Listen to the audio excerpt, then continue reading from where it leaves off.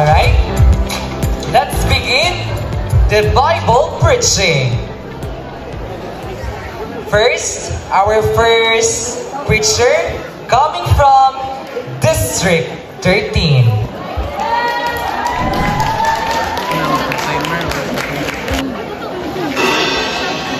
Sa akong daong pagyukbo sa atong buhi nga Dios, ilabi na sa ato ang Supremo Obispo, Apostol Bonifacio Ocol.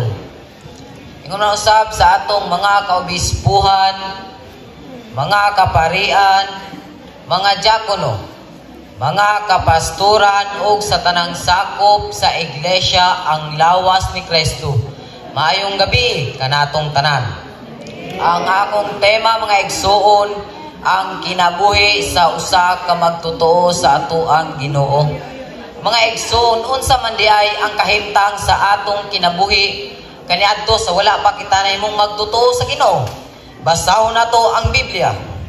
Matud pa mga kaigsuonan sa gisulat ni Apostol Pablo sa Efeso kapitulo 2 bersikulo 1 hangtod sa 3. Kaniadto, patay kamo tungod sa inyong pagkadautan ug pagkamakasasala.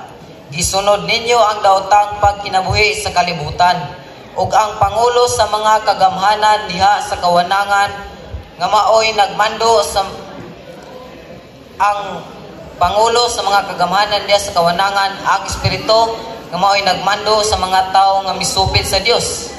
Kaniadto, kitang tanan sama kanila. Nagkinabuhi sumala sa tawhanong kailibgon ug sa mga pangandoy sa atong lawas ug hunahuna. Busa tungod sa atong tawhanong kinaiya gikaligud-gutan kita sa Dios sama sa tanang katawhan. Mga kaigsuonan, unsa man day ang kahimtang sa atong kinabuhi kaniadto sa wala pa kita nimong magtotoo sa Ginoo. Patay kita tungod sa atong pagkadautan ug pagkamakasasala. Kaniadto mga kaigsuonan, gisunod nato ang daotang pagkinabuhi sa kalibutan. Unsa man kayong daotang pagkinabuhi nga kalibutanon? Anaa sa kahilayan, puno sa tanang matang sa bisyo, sugal, inom, sigarilyo ug pang mga butang nga sama niini. Apan tungod sa dakong gugma o kaluoy sa Ginoo alang kanato, giluwas kita niya gikan ining maong pagkinabuhi. Sumala sa Efeso kapitulo 2 bersikulo 4 hangtod sa 5. Ang balang kasulatan nagingon, apan dako kaayo ang kaloy ug gugma sa Dios alang kanato. Bisan gani nga kaniadto patay na kita sa espiritu tungod sa atong pagkadautan. Ibanhaw kita niya uban kang Kristo. Naluwas kamo tungod sa grasya sa Dios. Mga kaigsuonan, unsa man ay kining grasya sa Dios?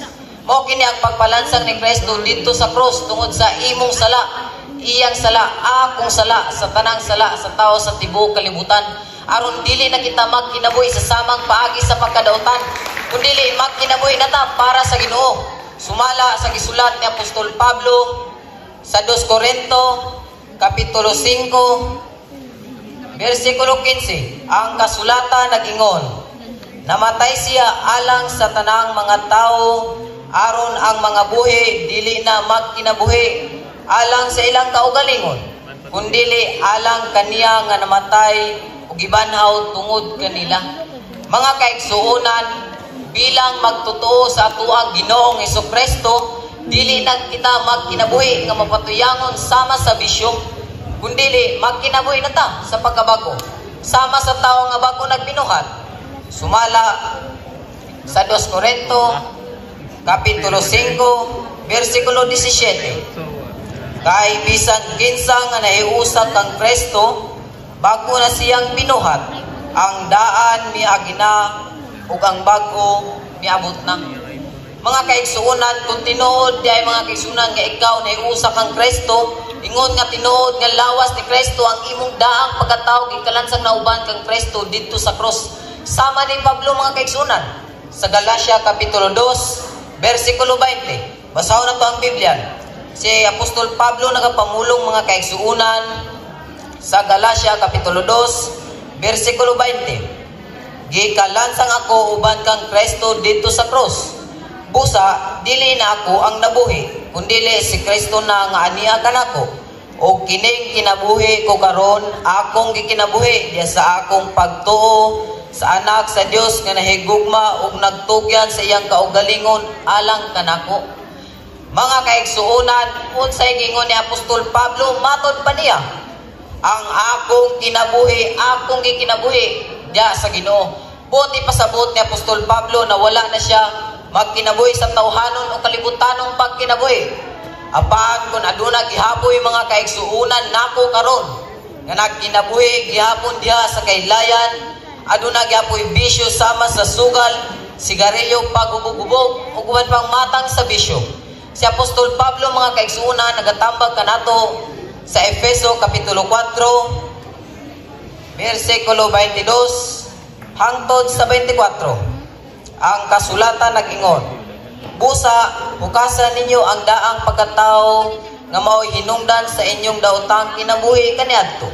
Ang maong kinabuhi nag-anam kang ilad tungod sa mga kailibgon ini.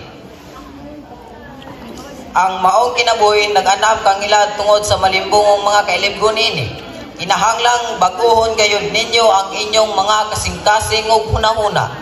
Isulob ninyo ang bagong pagkatao nga gibuhat sa Dios sama sa iyang dagway nga makita diha sa matuod nga kinabuhing matarong ug balaan. Mga kaigsuonan, kung magtotoo sa Ginoo mga kaigsuonan, kinahanglan gayud nato mga kaigsuonan atong hukason ang atong daang pagkatao nga mao'y hinungdan sa daotang kinabuhi kaniadto. Mga kaigsuonan, kung tinuod nga ikaw nahiusa na kang Kristo mga kaigsuonan, ang imong daang pagkatao gikalansang nauban kang Kristo dito sa krus. Sama ni Pablo mga kaigsuonan, magod pa di sa Efeso kapitulo 5 bersikulo 27. Sa ingon ini, ikatugyan niya ang iglesia alang kanya mismo. Diha sa bugos niyang kaanyag, putli o walay kasaway, walay buling o kunot o bisan unsang apan. Mga kaigsuonan, ang iglesia ni sa Ginoo kinahanglan katanyag sa kaputli, katahom, walay buling, walay mansa. Kung aduna gyapon kay bisyo mga kaigsuonan, sama sa sugal, sigarilyo ug inom, mao kana ang mahimong buling umansa sa imong pagkatao sa atubangan sa Ginoo. Apan si Apostol Pedro nagaingon sa unang Pedro kapitulo 1 bersikulo 15 hangtod sa 16. Unang Pedro kapitulo 15 hangtod sa kapitulo 5 bersikulo 15 hangtod sa 16. Pag kinabuhi hinuon kamo nga balaan, kay balaan man ang Dios nga nagtawag kaninyo. Ang kasulatan nag-ingon, pag balaan kamo kay ako balaan man. Mga kaigsuonan, kung tinuod nga ikaw magtotoo sa Ginoo, kinahanglang ikatanyag sa katahom, putli o walay mansa, walay buling, magkinabuhi nga balaan, kaya ang Diyos nga nagtawag ka na to, balaan. Busa, kinahanglang magbalaan usab kita. Niningtak na sa kagabion, ako si Brother G.B. Butron from District 13, magaingon kaninyo, daghang salamat ug maayong gabi kaninyong tanan.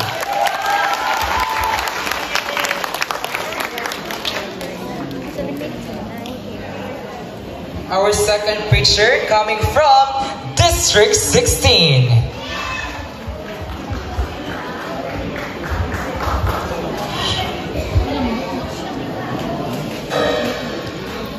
Sa dili ko pa sugdan og paghatag og hamubong mensahe ang ato ang tema karon.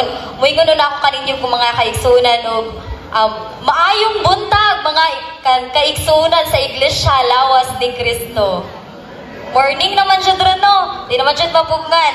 So, kitang tanan karon gihiusa tungod sa atong gugma, sa atong iglesia, sa atong Ginoo, ug gugma nato sa atong isig katawo, sa atong igsuon.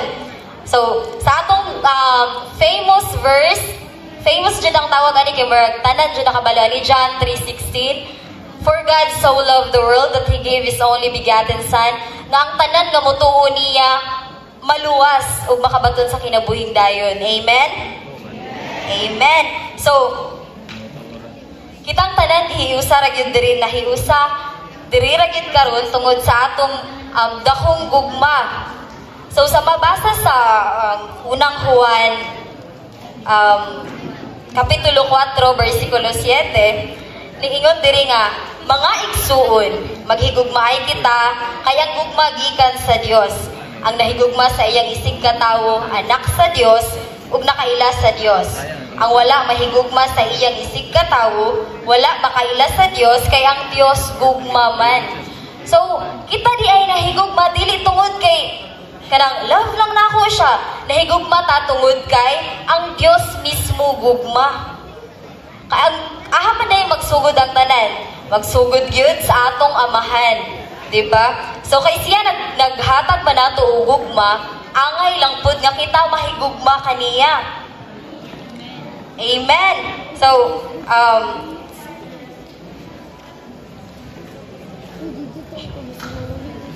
diri sab sa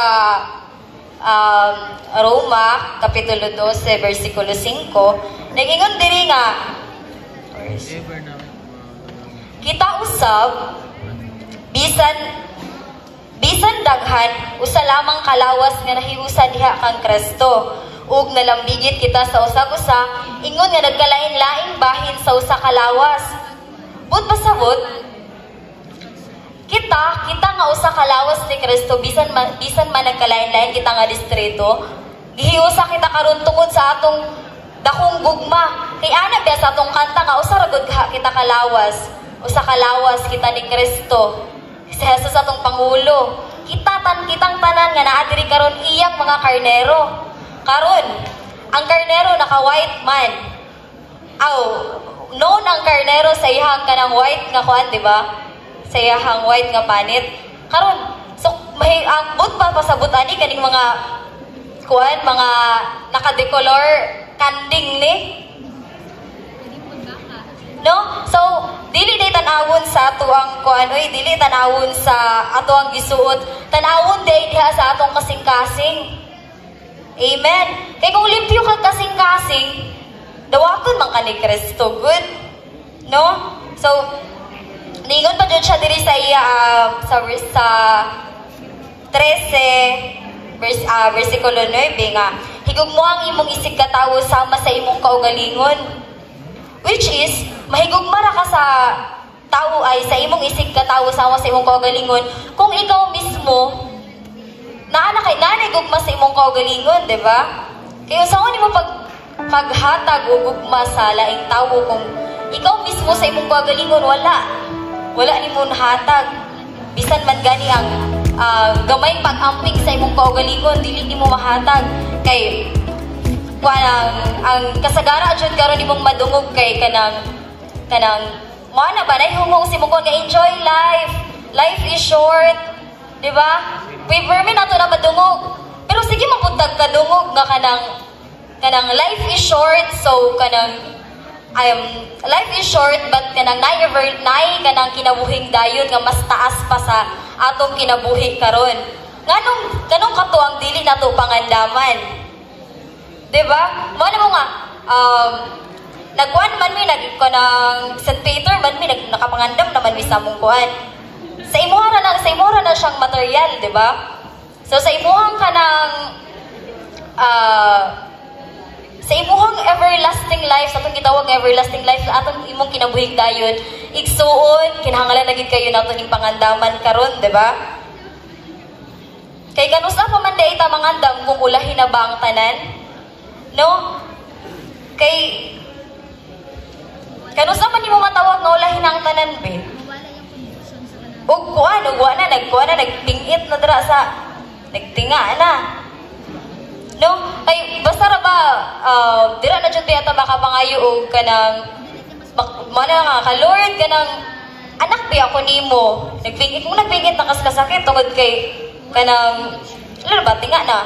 Lord, anak bi ako nimo kung mamatay man gani karon ang kuna bi ako ha. Kuha bi ako ha. Unya, mo na si Lord nga kinsa mampud ka, wala man ko kailan nimo. Mo si Satanas na, huy, diri na lang gud ka na ako. Nagkinabuhi naman ka sa kanang sa imong gusto. Nanginabuhi man kasi imuhang gusto nga kinabuhi. Nganong imuha pa mang ipilit imuhang kaugalingon dito sa Ginoo nga dili naman kanako. Diba? So ikaw jud nga karon wala na jud laing panahon para mangandam kundi karon lang yun. Karon magsugod karon ang atong pagpangandam kay daghan na kaayo og katalagman nga kanang ipakita sa panahon sa atong sa kalibutan. So okay. No? Sa ato ang tema nga kanang the grace of the Lord Jesus Christ and the love of God and the fellowship of the Holy Spirit be with you all. Meaning na naari ta diri karon dili tungod kay kabubuton ra nato. No? Kay kung kabubuton ra nato dili biya ta maabot lang diri. Dili maabot baka ta diri og dili kabubuton sa Ginoo. No? Moana ka nga ha naningkamot man ko nga makaplitik ko padulong diri. Naningkamot man ko nga makasabay ko sa sakyanan. Dili. Kay kung dili di ay pagbuot sa Ginoo, dili jud ay ni mahitabo. No? Day sa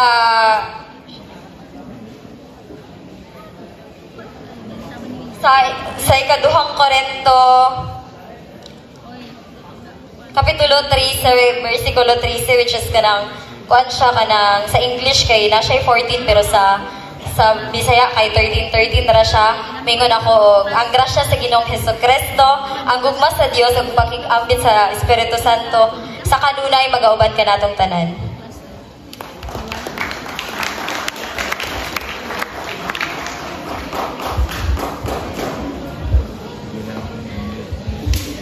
Thank you so much, District 16.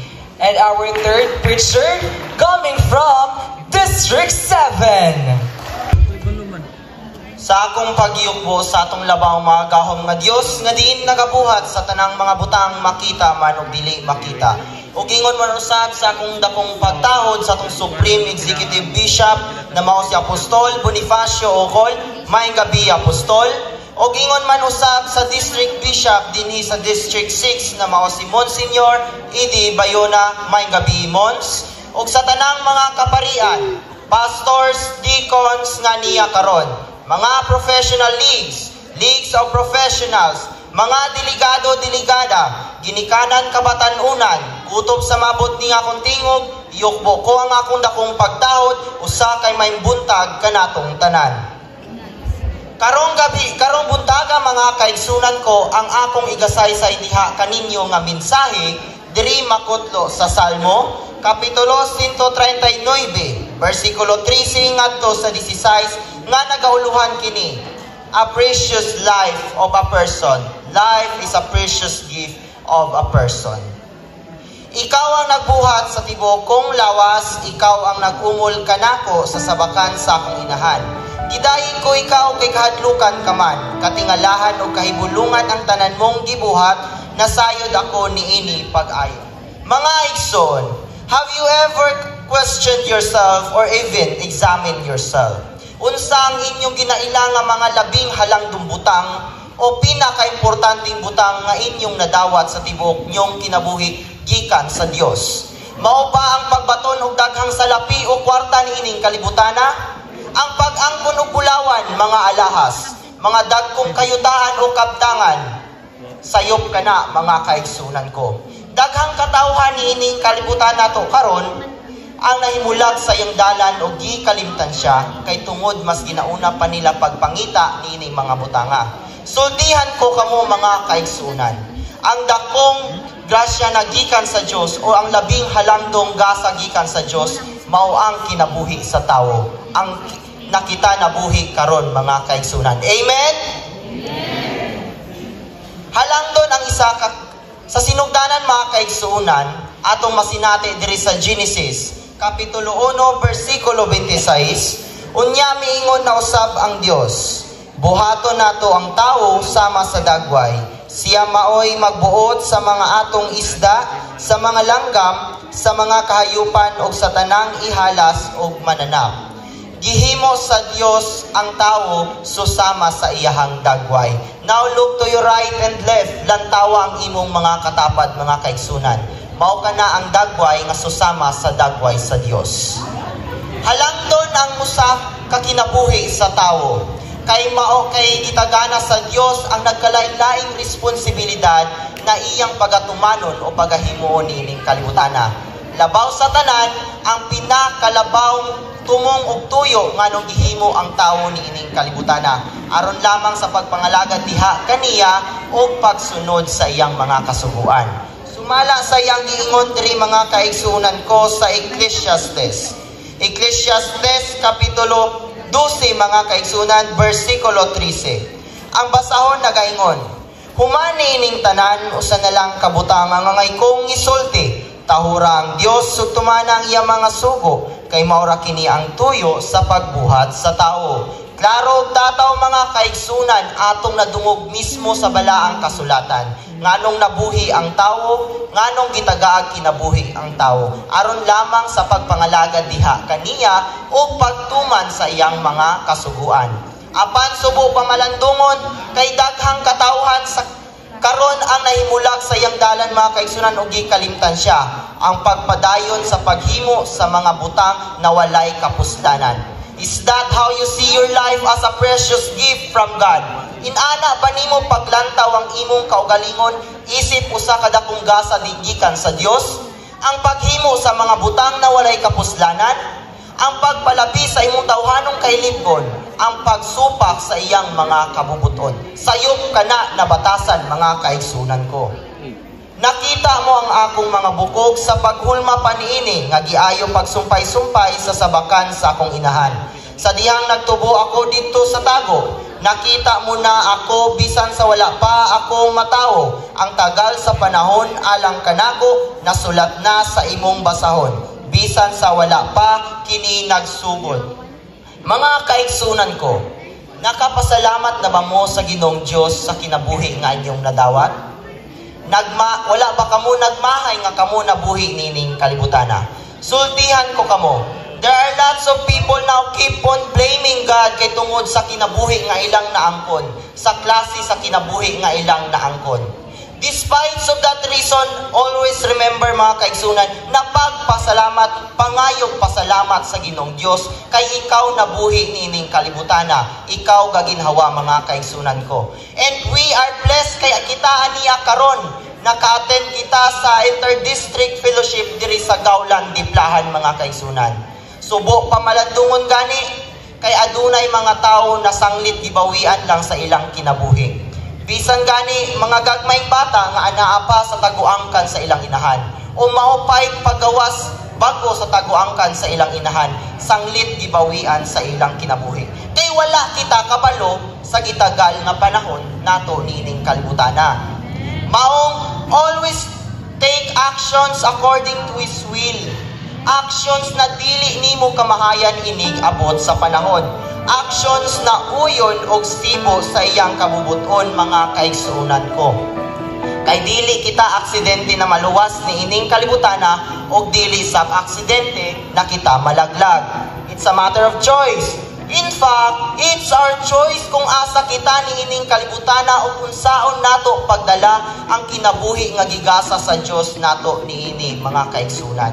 Sumala sa iyang giingon diri sa Efeso kapitulo 5 versikulo 15 ngadto sa 16, ang basahon nagaingon, busa pagmatngon kamo pag-ayos sa inyong pagkinabuhi. Ayaw kamo pagkinabuhi sama sa mga ignorante, kundili sama sa maalam. Ayuha paggamit ang inyong panahon kay dautan kining mga adlaw. Busa may panahon pa mga kaigsunan ko, samtang may panahon ka pa niining kalibutana, gamita ang imong kinabuhi sa saktong pamaagi. Ingon nga magkinabuhi kita diha kang Kristo.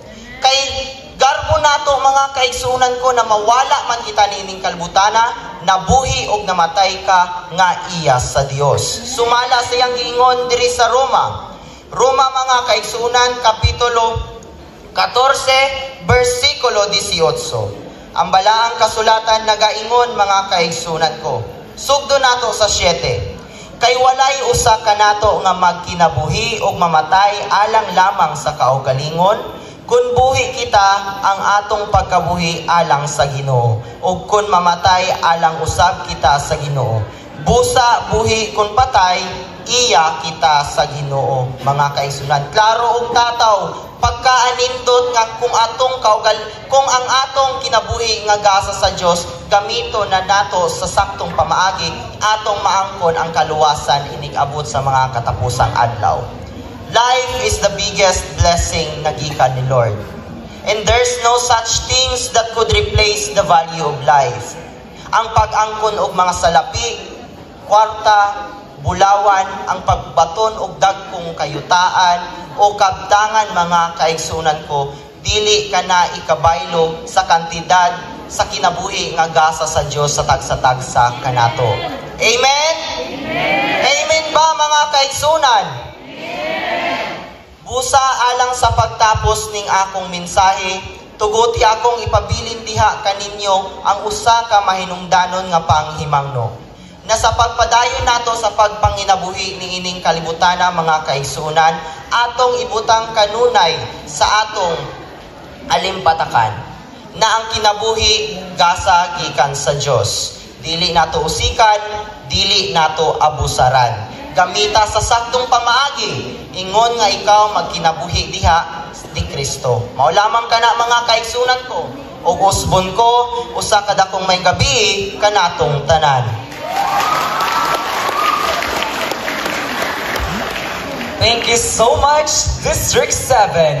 Our last from District 14.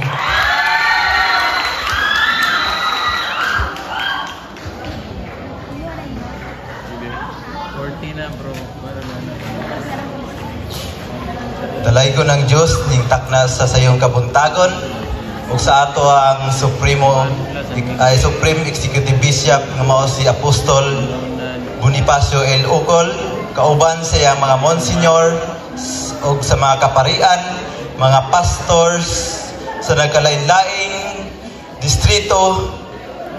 Maayong buntag kanatong tanan. Ang akong tema karon nga paghisgutan mao kining unsa ka mahinungdanon ang atong pagpangalagad sa atong Ginoo.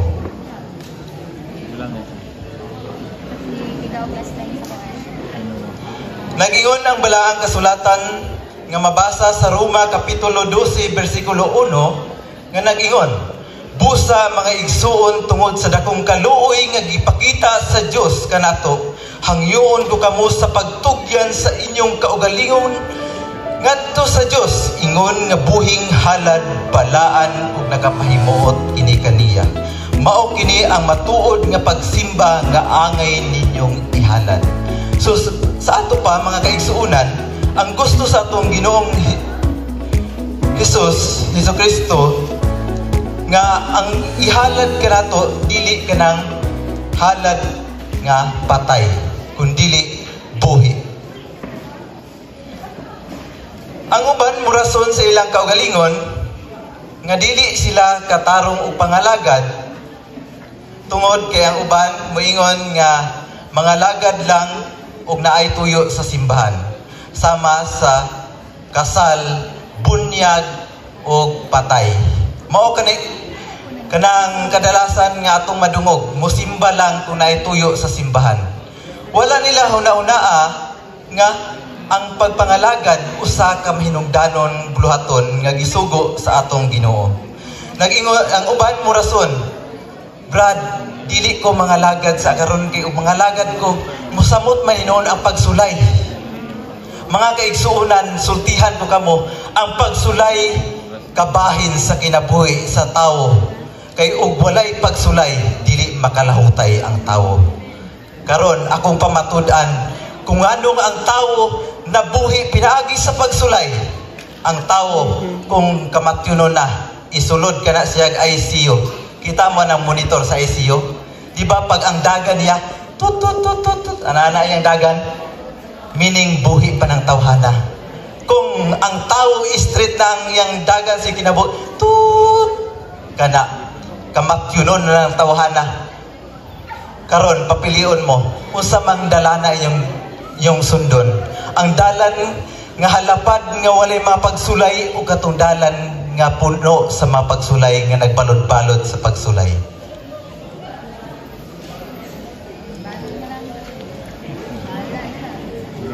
Nag-ingon ang Lucas Kapitulo 9, versikulo 50, sa dili pa, kung ang tao di ay, kung makasala di ay, matawag, ay ang tao di ay nga musunod sa dalan nga tulid, matawag siya patay.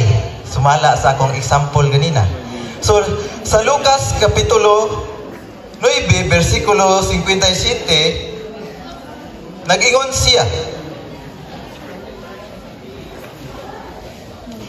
nga samtang naglakaw sila, may usa ka tawo nga nag-ingon kang Hesus, musunod ako kanimo bisan asa ka moadto. Ug atong ipaambak sa bersikulo ay sa kapitulo ay bersikulo 59 nga nag-ingon, ug miingon siya sa laing tawo, sunod kanako. Apan miingon ang tawo, Sir, muli una ako aron paglubong sa akong amahan. Og si Jesus mitubag, pasagdi ang mga patay nga maglubong sa ilang mga minatay. Sa ato pa, hinggamit dirig pulong ilang. So dili siya matawag nga singular. Matawag siya plural. Ano, sa usang pamaagi nga matawag siya plural. Kay di ay ang patay kay sa dili sa kuan pa, usang pamaagi nga ang patay nga maglubong sa iyang kaugalingong patay.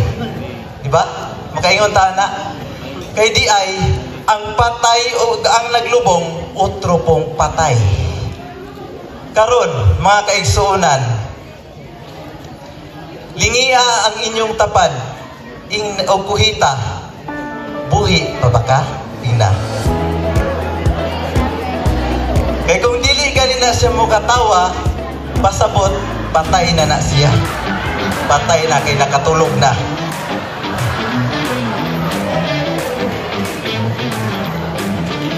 Muna nga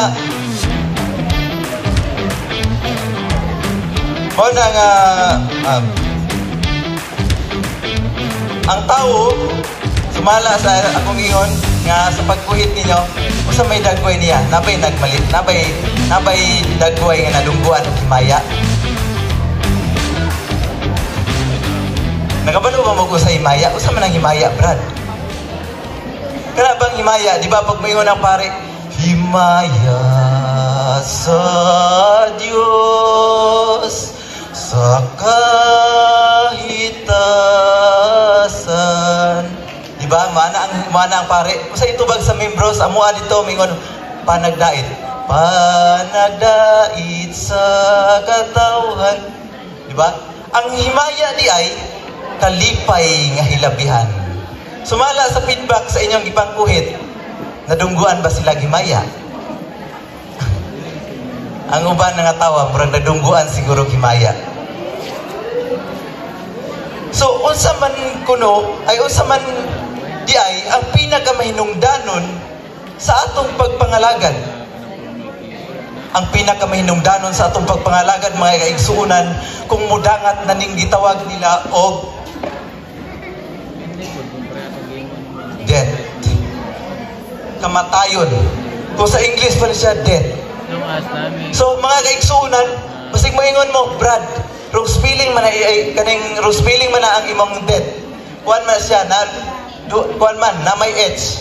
So, ang acronym ni mga kaigsuunan, giingon departure. Pag ang tao mamatay na ay padulngan, ang E eternal, walay pagbalik. Ang A abandon, bisan unsa pa nimo kadato, tanan talikdan mahimong abandonado. Ug ang padulngan, kung dili maimpierno, langit ang padulngan.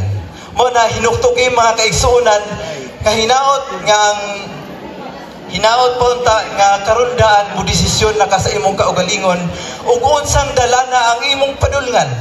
Padulong ba sa kinabuhing dayon o padulong sa kinabuhing impiernohanon? Mo na hiingon na isa katigulang miingon nga, dong, di kayo ko kapangalaga, dong, isakit ang akong tuhod. O paulian ni siya, mga lagad na ko.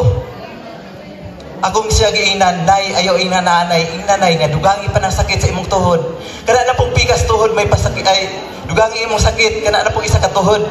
Hangtod magkadaghan ang imong sakit, then mo ingon, magkadaghan imong sakit, ug mamatay ka, kay nagsunod ka sa kabubuton sa Dios ug matuman ang giingon sa Pilipos 1:21 nga gaingon, sa pagkinabuhi diha kang Kristo ug ang kamatayon mao'y pagdaog.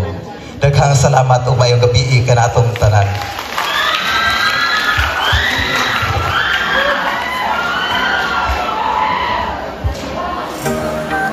I mean, mayong buntag ay masipyat ko.